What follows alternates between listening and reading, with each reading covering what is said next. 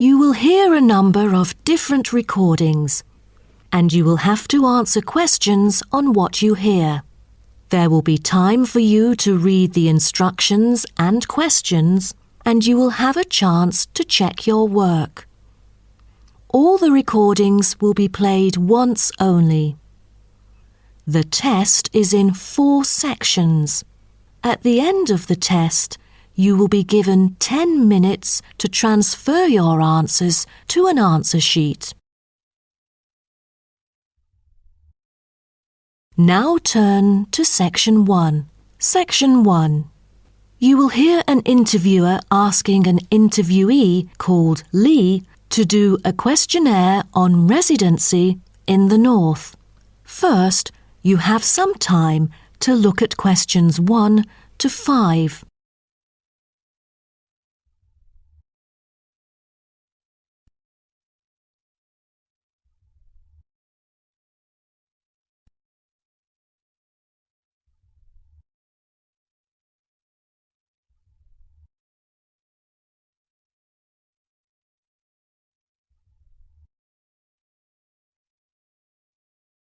You will see that there is an example which has been done for you.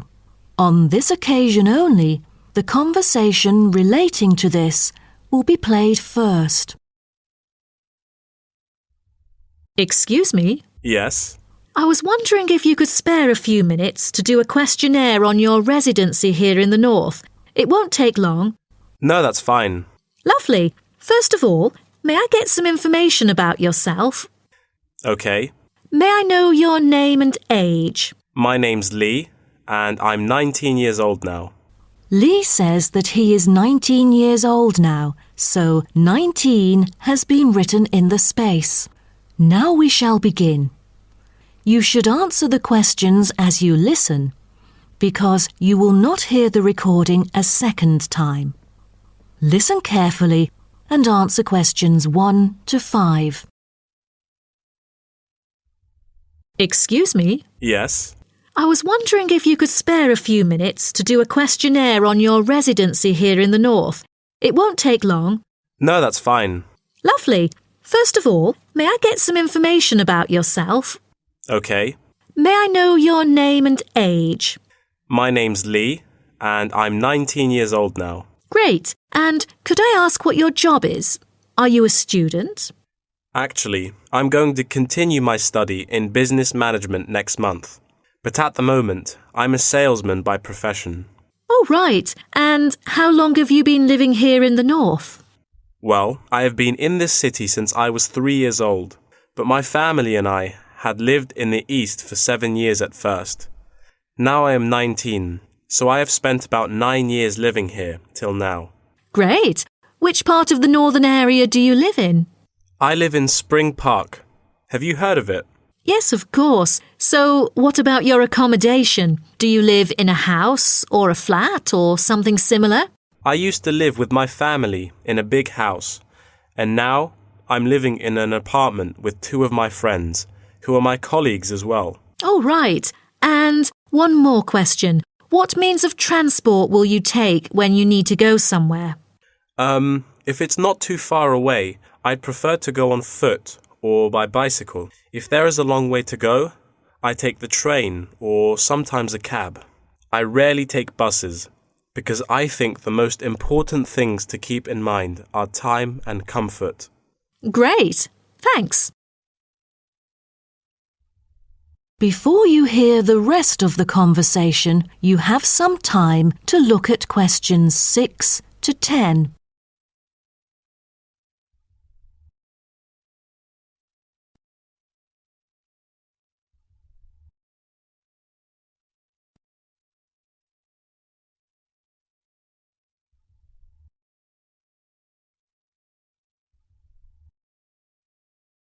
Now listen and answer questions 6 to 10.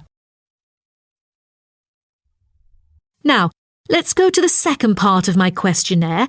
I'd like you to tell me, how often do you dine out? Is it once a week or several times a year? I'm afraid neither of those options agree with me. I don't often go out for dinner, maybe once a month. Every week just seems too often for me. OK, then where do you usually go for recreation? I often go to places that other people go to. I sometimes go clubbing after work. You know, there are some fantastic clubs nearby. And if you do not have to work during the day, will you go for a show or something? You know, there is a newly built theatre that opened last month in Spring Park, but I rarely go there because it's too expensive. I prefer to go to the cinema to see some of the latest movies. Do you like doing sports? And what is your main form of exercise? I like swimming and I go to the gym occasionally, but I spend most of my spare time sailing. All right. Last question. Have you taken any part-time courses? Yes, because I'm really keen on cartoons. I'm doing a Japanese course during the weekends, but I'm still a beginner. Wow, what a special language. Most people I know would like to learn Spanish or Latin. You must be brilliant. Well, thank you very much for your time. No problem. Bye. That is the end of section 1. You now have half a minute to check your answers.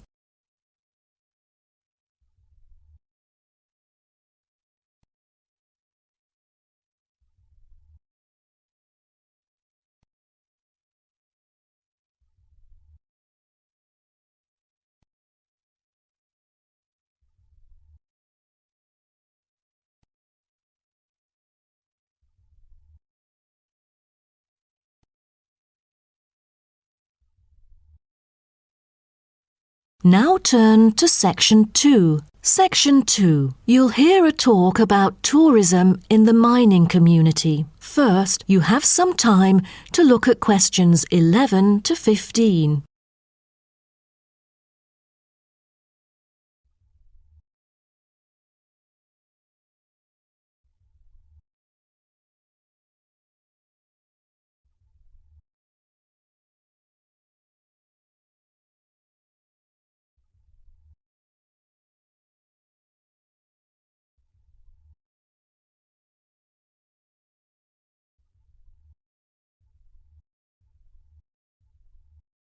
Now, listen carefully and answer questions 11 to 15. Hello, I'm delighted to welcome you to our mining community and very pleased that you're interested in the ores and pits of this area. I think you'll be pleasantly surprised with your special experience here.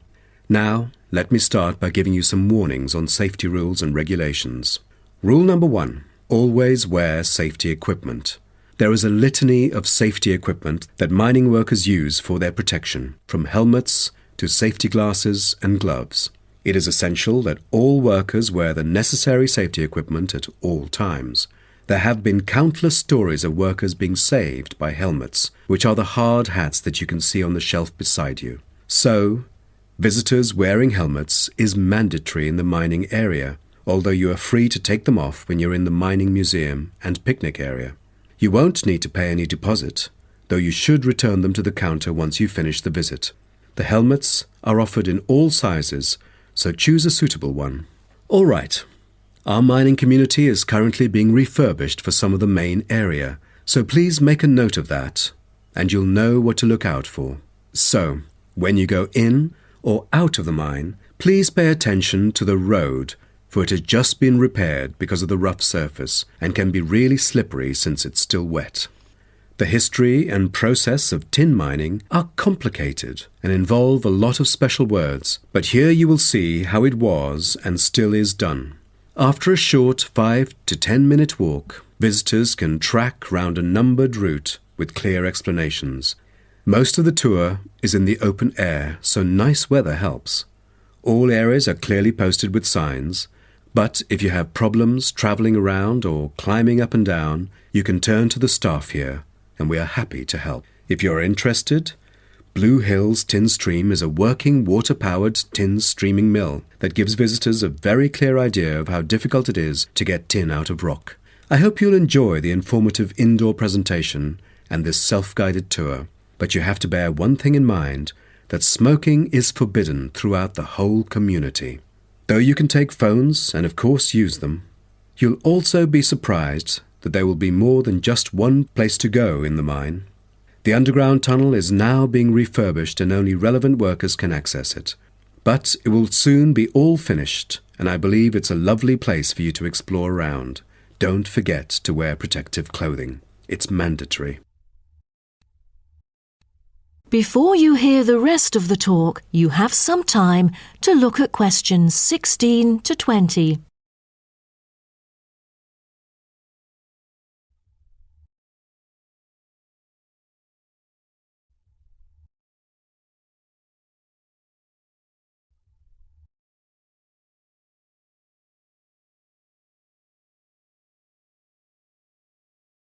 Now listen and answer questions 16 to 20.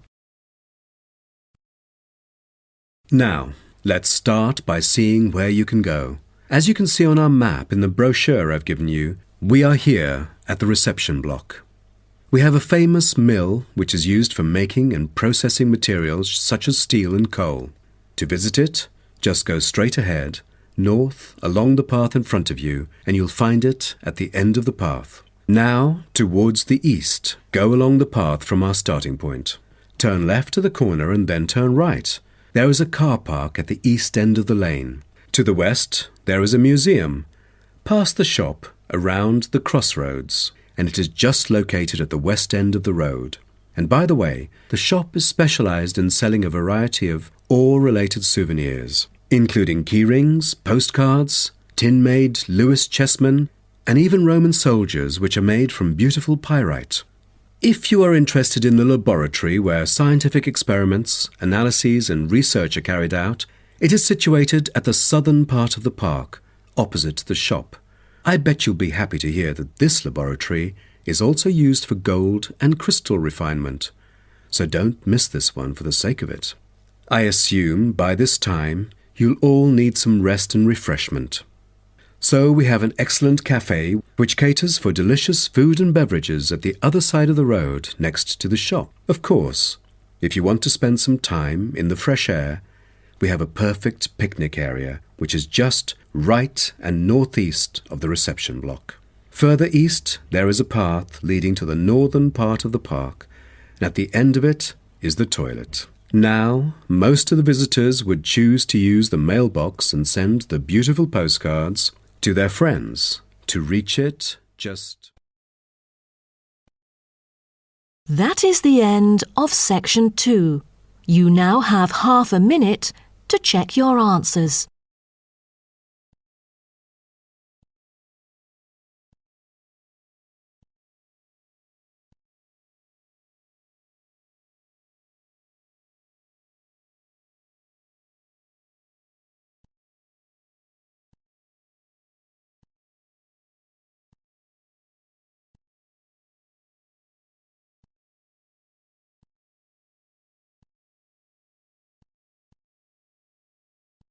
Now turn to section 3. Section 3. You will hear two students called Karen and Dave discussing the assignment for their biology class.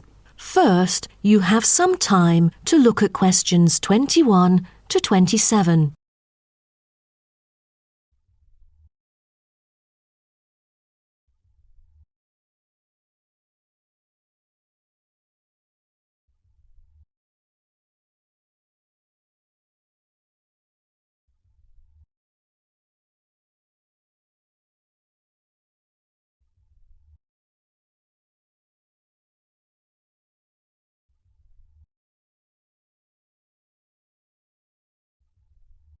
Now, listen carefully and answer questions 21 to 27. Hi, Dave. As you know, I've asked you to come here today to discuss the assignment for our biology class. We must decide what we should do about this very important research work. The whale survey. Yeah, I was also hoping to share some ideas with you. So let's start. OK, I've dug into some journal articles to see what sort of questions we should consider. Most of them include watching time and strongly urge it to be the top concern. What do you say? Yeah, the watching time should be carefully chosen. since I've heard a lot of unnecessary failures concerning picking the wrong time when it all went stormy and murky, and then nothing was seen during the whole field trip. I mean, they could have avoided that easily. Right. Then we should also pay close attention to the sea's surface because no one wants to encounter the failures you just mentioned.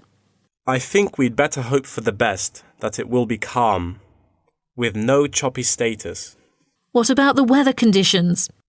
That definitely should be taken into account, as it correlates with all the former factors. Most important of all, as a sighting is made, position and environmental parameters are recorded on standardized sighting pro formats, including time, visibility, position of the ship, using a global positioning system, wind speed, and wind direction.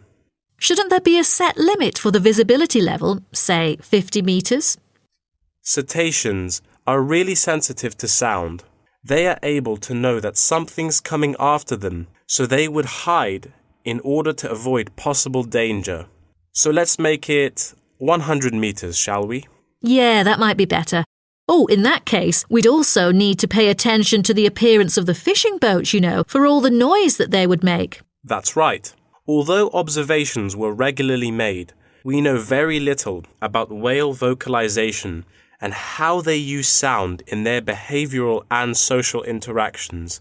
So to understand marine mammals' social interactions, we'll need to use passive acoustic recordings to track and assess the individual behaviors of whales, as well as to identify their appearance.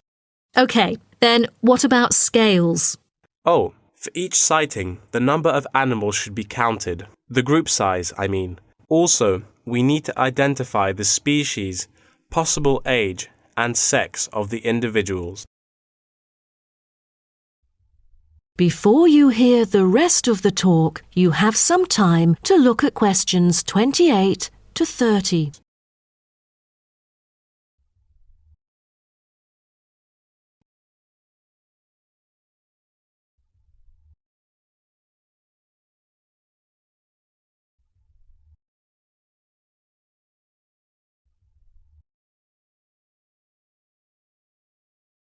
Now, listen and answer questions 28 to 30.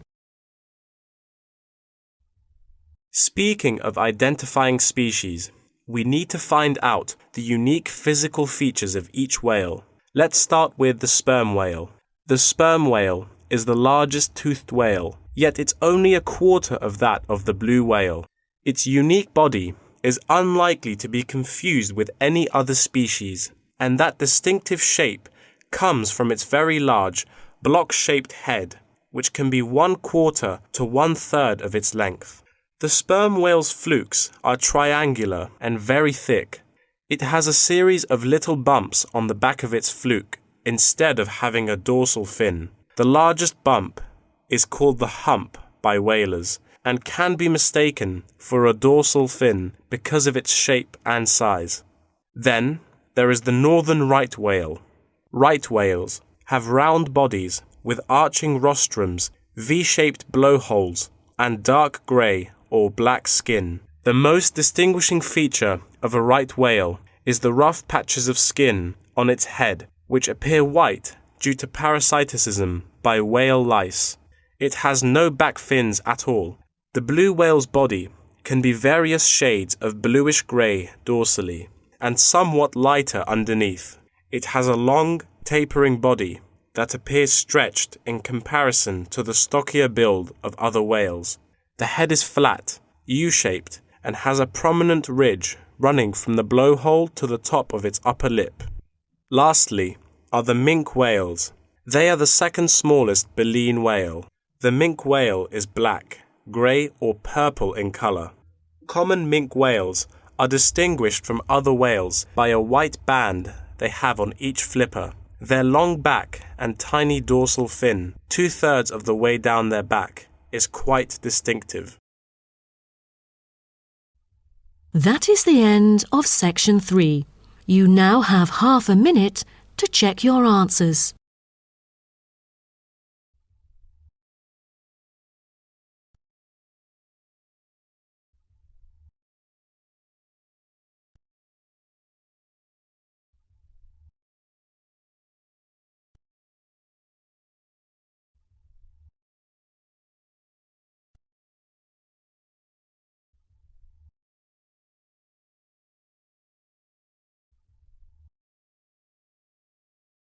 Now turn to Section 4.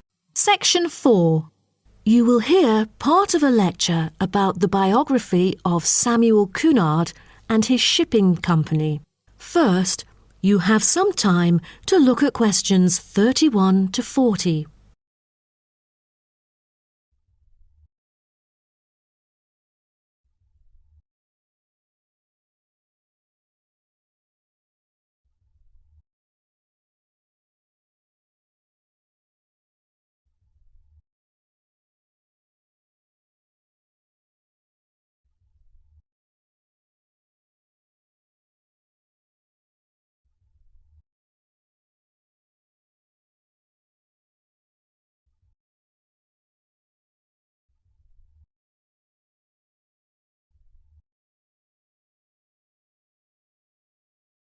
Now, listen carefully and answer questions 31 to 40. Good morning, class. In the last few lectures, I've talked about the history of technology in the business area. But today, I want to use Samuel Cunard as our case study, who was a shipping magnate that founded the Cunard Line. Now, Cunard was born in Canada. When he first left home, he was still a teenager. Then he came into a US company as a worker and learned how to sail there.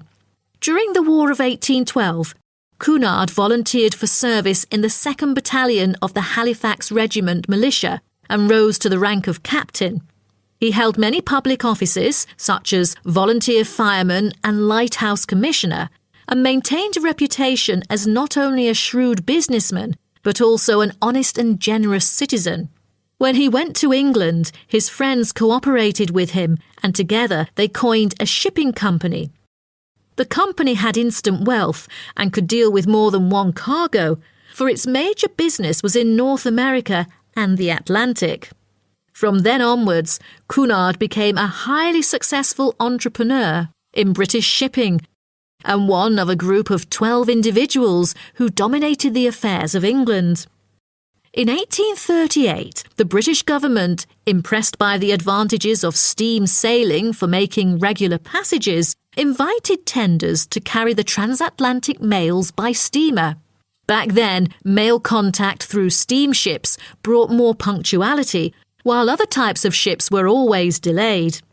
The journey times were flexible, with a transatlantic crossing lasting for 6 weeks and with no fixed times of departure or arrival. So it was never known when the mail would arrive, or, since so many sailing ships foundered, whether it would arrive at all. What Cunard wanted, in line with the thrusting new technology of the Victorian age, was a maritime extension of the brand, new timetabled railways on land.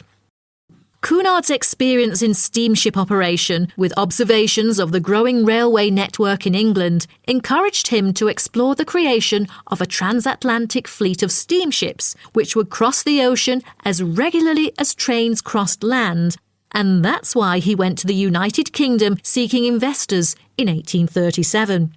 He set up a company with several other businessmen to bid for the rights to run a transatlantic mail service between the UK and North America for £55,000 annually for 10 years. The bid was successful. Almost at the same time, Cunard cooperated with an English businessman and established the British and North American Royal Mail Steam Packet Company, the ancestor of the Cunard Line. In 1840, the company's first steamship sailed from Liverpool to Boston, Massachusetts, with Cunard and 63 other passengers on board, marking the beginning of regular passenger and cargo service. Establishing a long, unblemished reputation for speed and safety, Cunard's company made ocean liners a success in the face of many potential rivals who lost ships and fortunes. Cunard's ships proved successful, and he then opened many branches.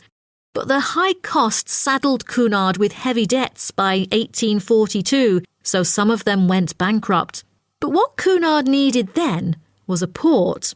After a lot of consideration, he finally opted for Boston because he was very familiar with this city where he had once worked it.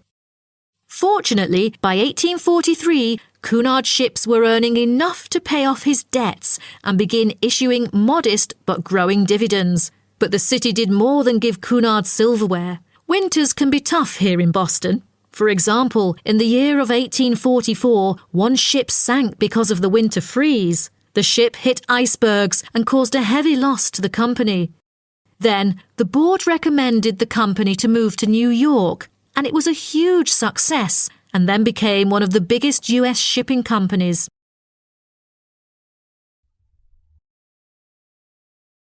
Cunard himself made safety his priority, and to this day, Cunard has never been responsible for the loss of a single passenger or a single mail bag on the Atlantic run. Cunard's conservative nature enabled his company to see off rivals and to take a measured and steady approach when it came to the introduction of new technology like radio communication.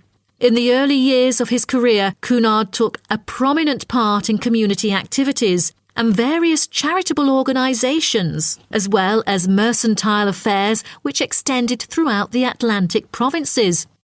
Back then, there were hardly any entertainment facilities on board. In order to make sure that the passengers could have a comfortable journey, newspapers were printed on board. Cunard was gratefully remembered for employing his capital in shipbuilding activities in the hard times of the 1830s because this enterprise had circulated money where there would otherwise be poverty and stagnation. His competitiveness and his obsession not to waste time were important characteristics of his personality. Prior to 1912, the shipping line had focused on speed and soon was renowned for its velocity and safety.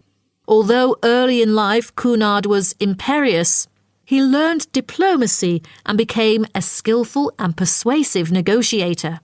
His contemporaries admired him for the contribution to transatlantic communication by the line popularly called by his name. After that, for affluent transatlantic passengers, Cunard brought new levels of luxury to ocean travel: lavish suites, a swimming pool, gymnasium, ballroom, electricity, and more, just like that of luxurious hotels.